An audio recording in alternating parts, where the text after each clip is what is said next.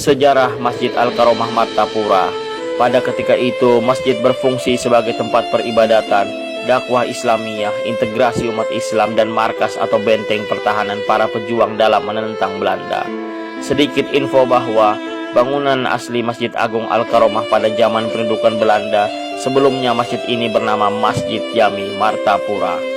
Sejarah pembangunan Masjid Al-Karomah Martapura dilatar belakangi beberapa peristiwa di masa lalu. Salah satunya yakni pembakaran kampung Pasayangan oleh Belanda yang mengakibatkan masjid cikal bakal Masjid Al-Karomah yakni Masjid Jami Pasayangan ludes terbakar. Baiklah, saya akan menceritakan dulu sedikit mengenai kisah awal mula terjadinya pembakaran oleh pihak Belanda di kampung Pasayangan. Peristiwa ini berawal ketika Pangeran Hidayatullah ingin dibawa oleh penjajah Belanda ke Jawa. Namun pejuang Banjar Demang Leman tidak terima dengan keputusan ini dan berusaha menggagalkannya. Pada 3 Februari 1862, Pangeran Hidayatullah berangkat. Perahu yang membawa pangeran dibelokkan oleh pasukan Demang Leman. Pangeran Hidayatullah disambut dengan sukacita oleh rakyat Banjar dan sang pangeran dilarikan. Mendengar berita Pangeran Hidayatullah dilarikan, Presiden Belanda mengerahkan pasukan untuk menangkap sang pangeran. Seluruh kampung Pasayangan sampai kampung Hastak baru dibakar oleh Belanda.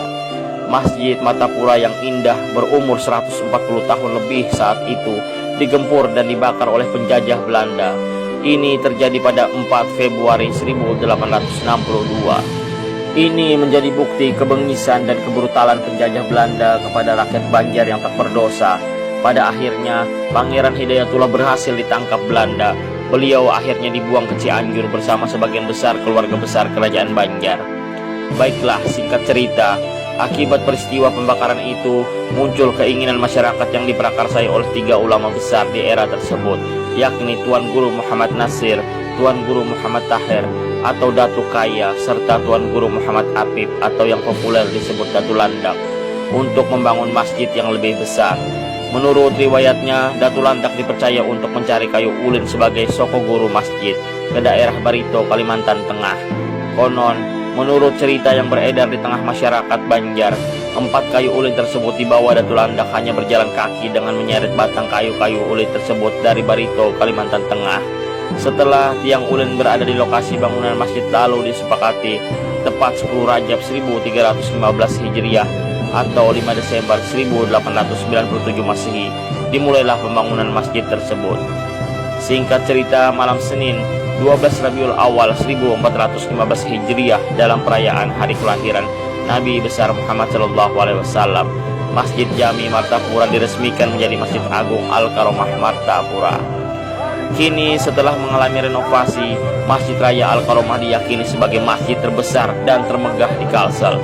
Kubahnya nan unik dengan warna-warni eksotik dan puncaknya plus arsitekturnya yang menawan mengundang daya tarik tersendiri untuk orang datang ke masjid tersebut. Sekian dan terima kasih.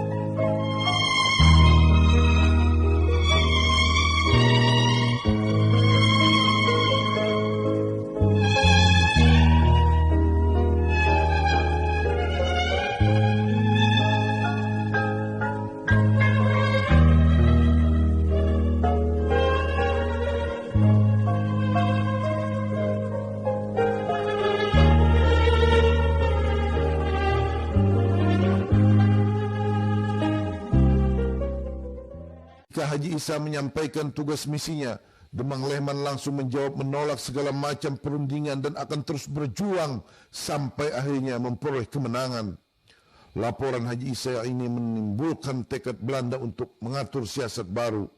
Mayor Koch, asisten residen di Martapura, mengatur dan mengadakan hubungan dengan Demang Leman atas perintah Residen Perspik. Pertemuan dengan Demang Lehman menghasilkan kesepakatan bahwa Demang Lehman bersedia menemui Pangeran Hidayat asal Belanda, berjanji mendudukkan Pangeran Hidayat sebagai Sultan di Martapura. Para pendengar sekalian, ternyata pihak Belanda menyetujui syarat ini. Namun Demang Lehman merasa curiga dengan keinginan Belanda untuk mendudukkan Pangeran Hidayat sebagai Sultan di Martapura. Karena itu Demang Lehman mempersiapkan pasukannya.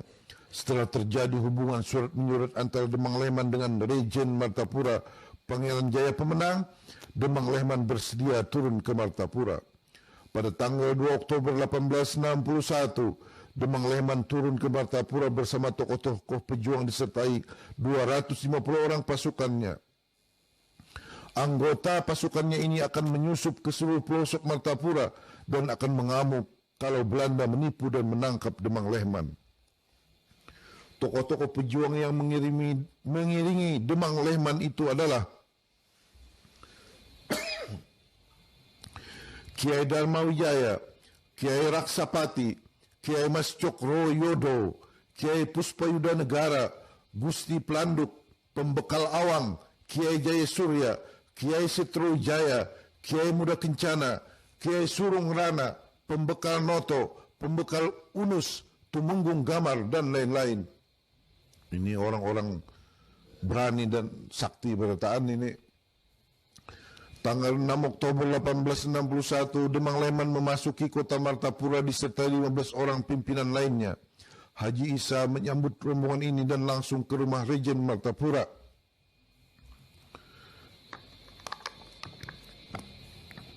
Pangeran Jaya Pemenang. Dalam pertempuran 4 mata dengan Demang Lehman, Residen berusaha memikat Demang Lehman dengan janji akan memberikan jaminan hidup setiap bulan kepadanya. Artinya, Demang Lehman dijanji untuk digaji, asalkan Demang Lehman berjanji menetap di kota Martapura, di Banjarmasin atau Pelaihari, dan mengajak kepada seluruh rakyat untuk meletakkan senjata dan kembali ke kampung mereka masing-masing dan bekerja sama seperti semula.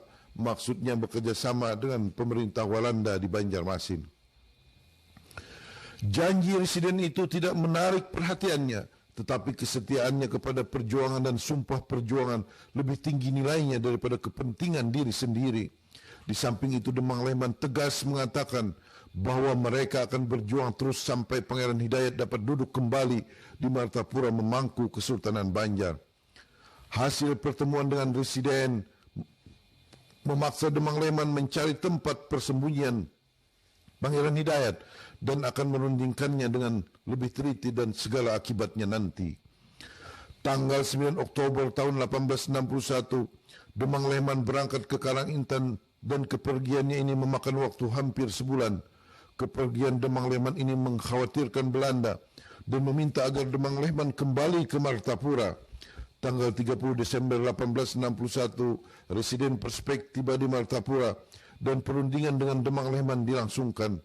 Residen berjanji bahwa Pangeran Hidayat boleh tinggal dengan keluarganya di Martapura selama perundingan berlangsung, dan jika perundingan gagal, Pangeran Hidayat boleh kembali ke pusat pertahanan di dalam tempo 10 hari dengan aman.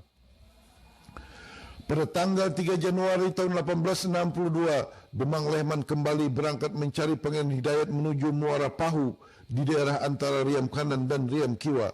Pada tanggal 14 Januari 1862, Demang Lehman bertemu dengan Pangeran Hidayat di Muara Pahu. Demang Lehman menyampaikan surat Residen dan surat Rejen Martapura Pangeran Jaya Pemenang. Dalam perjanjian itu, Ratu Siti ibu Pangeran Hidayat dijemput dari tempatnya di Pahu Sungai Pinang. Begitu pula keluarga Pangeran Hidayatullah yang masih menetap di Tamuni. Demang Lehman yang merasa kecewa dengan tipu muslihat Belanda berusaha mengatur kekuatan kembali di daerah Gunung Pangkal, Batu Licin, Tanah Bumbu. Waktu itu Pangkal dan hanya memakan daun-daunan. Disinilah beliau ditangkap oleh pasukan Syarif Hamid yang menginginkan hadiah jabatan melalui sebuah tipu muslihat. Kita mengetahui bersama bahwa bulan-bulan itu adalah bulan-bulan yang sangat rawan di mana hujan semakin lebat dan juga sangat sulit untuk mencari bahan makanan. Di dalam hutan, di gunung-gunung, buah-buahan belum menjadi. Binatang-binatang masih bisa meminum air di atas gunung sehingga mereka tidak bisa turun atau tidak perlu turun ke lembah-lembah, ke sungai-sungai, sehingga perburuan minjangan pun sangat sulit. Itulah makanya barisan dan pasukan Demang Lehman mengalami kesulitan di dalam mencari makanan, dan karena itu beliau hanya memakan daun-daunan. Disinilah para pendengar sekalian, di saat pasukan Demang Lehman telah letih dan kelaparan, maka pasukan itu ditangkap oleh pasukan Syarif Hamid yang menginginkan hadiah jabatan melalui sebuah tipu muslihat. Demang Lehman selanjutnya dibawa ke Martapura. Pemerintah Belanda menetapkan hukuman dan kondisi yang begitu istilahnya akan membahayakan. Lalu beliau Sultan Adam menegaskan, beliau mengangkat cucuku Andarun Pangeran Hidayatullah sebagai ganti diriku untuk menjadi raja, dan semua rakyatku kusuruhkan untuk merajakan kepadanya, dan siapa yang kada merajakan kepadanya aku kada ridho dunia akhirat kutuk Quran 30 juz. Nah, jadi itu istilah wasiat dari Sultan Adam itu, karena beliau itu istilahnya mengantisipasi mungkin pada zaman itu juga, karena Belanda ini ingin memaksakan kehendaknya. Istilahnya Sultan Adam ini, beliau ini panjang umur. Nah, jadi waktu istilahnya, jadi anak beliau putra mahkota Pangeran Abdurrahman ini kan dijadikan raja muda istilahnya itu. Namun setelah istilahnya memerintah dan sebagainya yang membantu ayah Sultan Adam, beliau kan lebih duluan wafat.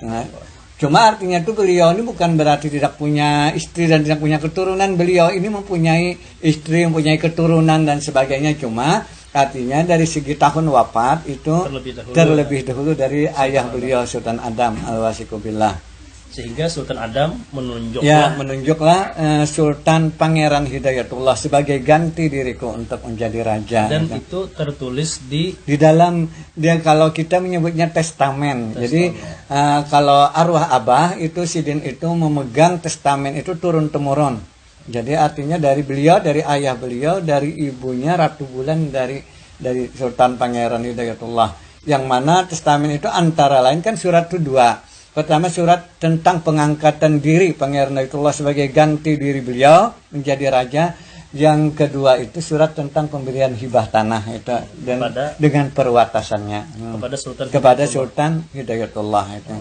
Nah, jadi sedangkan Sultan Adam ini terkenal dengan sebutan al-wasiqu billah, artinya kan orang yang berpegang teguh dengan tali Allah, dengan agama Allah. Jadi pemberian gelar itu bukan dari diri beliau, tetapi dari para ulama, daripada memberikan gelar itu al-wasiqu billah, yaitu orang yang berpegang dengan Allah Subhanahu wa taala. Dengan dalam hukum-hukumnya, artinya itu dalam kerajaan Banjar ini diterapkan hukum Islam. Hukum Islam berdasarkan Al-Qur'an yang dikondisikan dengan keadaan masyarakat Banjar. Masya Allah, luar biasa ya. Untuk keberadaan beragama di zaman Sultan Adam itu bagaimana kondisinya menurut sejarah yang Bapak punyai? Ya, sepanjang yang kita ketahui dengan diatur sedemikian rupa, artinya mulai i'tiqad semuanya harus Ahlussunnah wal Jamaah. Tidak ada yang beriktikad lain pada itu. Kalau yang beriktikad Ahlul Bid'ah maka harus lapor dan sebagainya. Jadi semua orang-orang di kerajaan Banjar ini semua beriktikad Ahlussunnah wal Jamaah. Dan Bismillahirrahmanirrahim. Alhamdulillahirabbil alamin. Wassalatu wassalamu alayka ya Rasulullah. Wassalatu wassalamu alayka jaddi Mustafa Rasulullah. Anta syaibul أنت نسيب النسب وأنت ذريتنا رسول من أهل البيت الرسول وإجابنا رسول يا وتنجوكن كرامanya antum ya Saiful tunjukkan keramanya Habib Bakar tunjukkan keramanya Hidayatullah hadirkan keramanya 3 orang wali ini ya Allah ya Allah di mata ini tunjukkan yang mana yang benar mana yang salah ya Allah hadirkan kalau anta wali Allah kalau antum nurnya Allah kalau antum orang yang saleh orang yang wali orang yang nur orang yang ijabah hadirkan ya Allah masalah ini ya Allah supaya ditutup ya Allah ya Allah dibukakan derajatkan beliau ya Allah Saiful ini ya Allah tunjukkan betul-betul minan dzurriyyatul rasul minan ahli bait rasul minan ijaban rasul darah daging rasul mutiara rasul ijaban rasul la ilaha illallah Muhammad Rasulullah sallallahu alaihi wasallam salatu wassalam alayka ya Rasulullah salatu wassalam alayka ya Burhan Karim anta hadirna ya Rasulullah anta idrikna ya Rasulullah anta ijabana ya Rasulullah hadirkan ya Allah kalau anta wali Allah ya Saiful hadir ijabah ya Allah ya Arhamar ya Allah yang punya masalah ini ya Allah tutup sampai sini ya Allah tunjukkan kebesaran antum tunjukkan mutiara antum ya Allah amin ya Allah Habib Ahmad Habib Muhammad bin Ali Idrus Tanjung mudah-mudahan berhenti kasih kesadaran ya Allah mudah-mudahan orang Zakaria semua yang di Kalimantan Selatan ya Allah tunjukkan kebesaran antum ya Habib tunjukkan nurnya antum ya Habib ijabah antum ya Habib ini cucumu ya Habib Habib Ali Habib Yusuf Habib Mardi ya Allah tunjukkan keluar dari turba ini gampang persoalan, gampang ijabah ya Allah, ijabah ya Allah, ya Arhamar Rahimin. Rabbi banfa'na bi barakatih, Rabbi badah husna bi hurmatih. Ya Tawwab tub alaina ya Allah, kabulkan hajat wal masyudil hajat. Mudah-mudahan penyakitnya ya Allah diangkat ya Allah. Mudah-mudahan yang susah dan diangkat derajat ya Allah, digampangkan rezeki, dimurahkan rezeki, diangkat segala macam fitnah ya Allah. Tutupkan ya Allah. Dari dalam Kesultanan Banjar hingga Kesultanan Banjar dihapus Belanda di zaman Sultan Pangeran Hidayatullah Raja Banjar terakhir. Kami dari kerabat juriat Kesultanan Banjar di Martapura merasa gembira dengan adanya haul ini. Dan hal ini menambah rasa keakraban di antara kita, antara juriat Kesultanan Banjar, baik dari habaib dan dari juriat Maulana Syekh Muhammad Arsyad Al-Banjari. Pangeran Syarif Husin merupakan salah seorang hatib atau guru di Kesultanan Banjar. Bahkan anak cucu beliau ada yang menjadi panglima perang Banjar. Para sultan-sultan dan para habaib dan para guru-guru juriat Maulana Syekh Muhammad Arsyad adalah milik kita bersama masyarakat Banjar. Jadi walaupun kita kada Habib, ulun merasa himung benar bisi keluarga para habaib. Nah, dan kita juga daripada berkeluarga dengan banyak para ulama juriat Maulana Syekh Muhammad Arsyad Al-Banjari. Sebagaimana orang-orang dahulu, datu-datu kita, mereka akrab, mereka berkumpul bahu-membahu. Mudah-mudahan kita juga begitu dan seterusnya.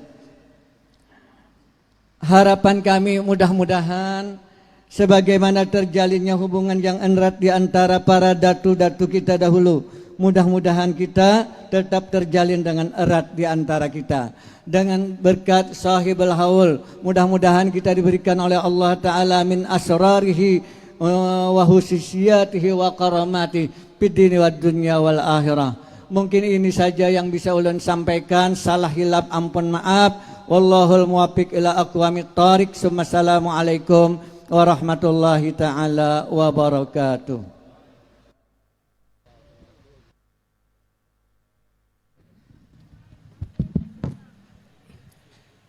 Terima kasih banyak atas pembacaan skapur sirih dari Pak